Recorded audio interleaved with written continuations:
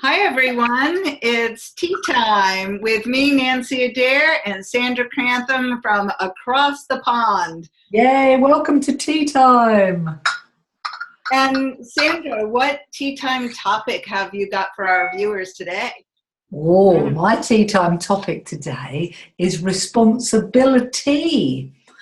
And I was quite fascinated by that because it's such a huge word. It encompasses so much. I mean, for me, my first thought is always about the responsibility for my own health because I'm a health coach. So obviously that was one of the first things that come. But responsibility is also about separating what's your responsibility and what's my responsibility, because I have a habit at times, or have done historically, of wanting to take over other people's responsibility when it's none of my business.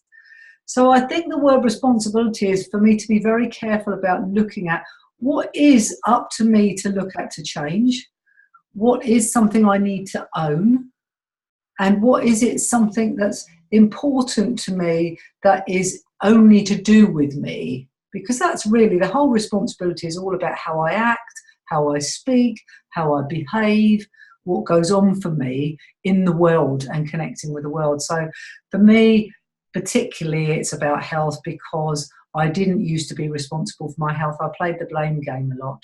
Whereas now I take full responsibility for what I say, how I behave, and how I act. And that is very, very exciting and very empowering, as challenging as it may be, because I'm the only person who can really control me. So tell me, Nanci, does that trigger anything in you? It does. And, even when you said your primary responsibility is to your health and well-being, because you're a health coach, that made me think that my primary responsibility is to living clean and sober, because I'm a recovery coach primarily. So, I love that. I love that twist on it. I've always thought about the word responsibility as the ability to respond. So for me, it helps me not react, that I take some time and calm down, and then I have the ability to respond. Wow, I love that. So what top tip do you have for people today about responsibility? Perhaps the first thing is to have a look at what you really feel is your responsibility and try and separate what isn't, because a lot of worry and anxiety comes from, for example, I have a brand new granddaughter and I feel quite responsible for her, but actually she's not my responsibility, she's her parents.